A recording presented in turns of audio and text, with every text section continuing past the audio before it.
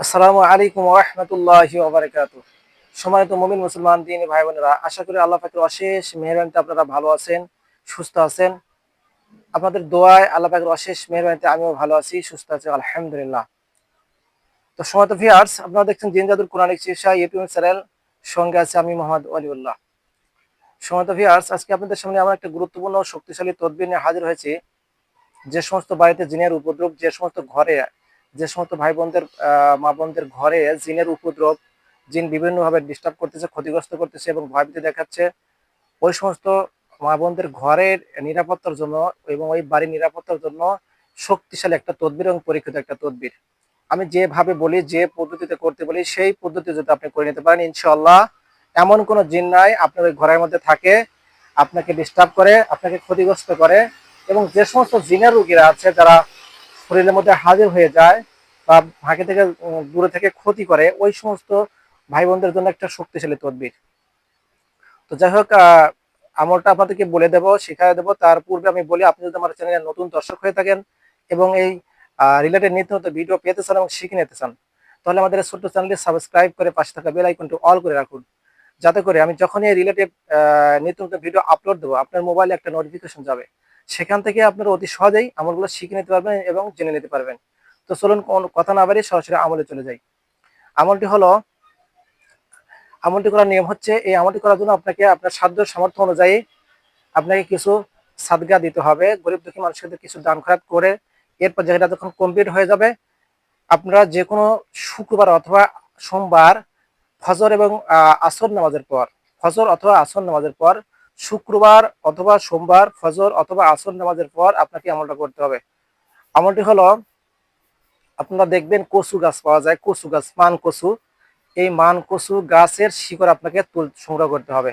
আপনারা সর্বপ্রথম পাক পবিত্র অবস্থায় ফজর নামাজটা আদায় করে পাক পবিত্র অবস্থায় আপনারা কি করবেন, কারোর সাথে কথা না বলে যে মান কচু আছে, মান কচু গাছের কাছে গিয়ে আপনারা মান কচু গাছটাকে যে জাগ্রত করতে হয়, গাছ জাগানোর যে মন্ত্রটা আছে, ইসলামিক মন্ত্র, যেটা জায়েজ, পড়া কোনো গুনাহ নাই। তো সেই জায়েজ মন্ত্রটি আপনারা পাঠ করে গাছটাকে জাগ্রত করে ওই গাছের, মানকচু গাছের শিকড় সংগ্রহ করবেন। যদি ঘরের জন্য, ঘর বন্ধ করার জন্য বা ঘর থেকে জিনকে বিতাড়িত করার জন্য করেন, তাহলে 4টি মানকচু গাছের শিকড়। আর যদি কোনো রুগী বা কোনো রুগী, কোনো মা বোনের যদি শরীরের উপর কোনো জিন আসর করে বা ডিস্টার্ব করে, ফাঁকে থেকে বা কাছ থেকে ক্ষতিগ্রস্ত করে, সেই সমস্ত মা বোনদের জন্য একটা রোগের জন্য একটা শিকড় তুলবেন ইনশাল্লাহ।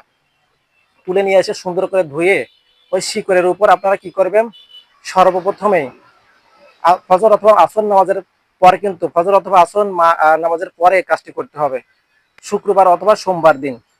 তো এগুলো তুলে নিয়ে এসে শিকড়টাকে তুলে নিয়ে এসে আপনারা সুন্দর করে ধৌত করে পরিষ্কার করে ওই শিকড়ের উপর 4 কুল, অর্থাৎ সুরাতুল সুরাতুল কাফিরুন, সুরাতুল ইখলাস, সুরাতুল ফালাক এবং সুরাতুল নাস, বিসমিল্লাহ সহ আপনারা 3বার করে পড়বেন। অর্থাৎ সুরাতুল কাফিরুন পড়বেন 3বার, সুরাতুল ইখলাস পড়বেন 3বার, সুরাতুল ফালাক পড়বেন 3বার এবং সুরাতুল নাস পড়বেন 3বার।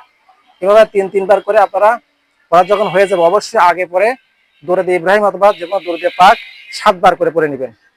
এরপর যখন পড়া হয়ে যাবে, এরপর আপনারা ওই জিনিসের উপর, ওই ইয়ের উপর, আপনি কি বলে, শিকড়ের উপর আপনারা একটা ফু দিয়ে দিবেন। এবার 3টে ফু দিয়ে দিবেন।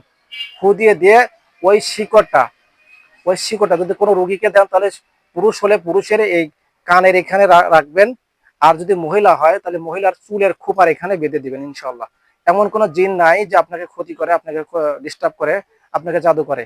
আর যদি কোনো বাড়ি বন্ধ করার জন্য, কোনো ঘরকে বন্ধ করার জন্য করেন, ঘরের মধ্যে জিনের উপদ্রব বিভিন্নভাবে ক্ষয়ক্ষতি করতেছে, বিভিন্নভাবে ভয়ভীতি দেখাচ্ছে, ঘরে থাকা যাচ্ছে না, এরকম ঘরের 4 কোণায় 4টি শিকড় দিয়ে দেবেন ইনশাল্লাহ। এমন কোনো তান্ত্রিক জিন নাই, এমন কোনো শক্তিশালী জিন নাই, ইনশাআল্লাহ আপনার ঘরে থাকতে পারে এবং ঢুকতে পারে এবং ডিস্টার্ব করে। তো যাই হোক, আমার আমলটি সকলে আশা করি বুঝতে পারছেন। তো এই আমলটি করার জন্য অবশ্যই আমলটির একটা গুপ্ত ভেদ আছে, আপনারা মেহরবানি করে জেনে নেবেন। এটা জেনে নিয়ে আপনারা ইনশাল্লাহ ইজাজত পরিপূর্ণভাবে নিয়ে আপনারা আমল করবেন ইনশাআল্লাহ। তো যাই হোক, আজকের এই ছিল আমলের বিষয়। তো পরবর্তীতে অন্য কোনো ভিডিওতে বা অন্য কোনো ফোনে আপনাদের সাথে দেখা হবে ইনশাআল্লাহ। তো এতক্ষণে বিদায় নিচ্ছি।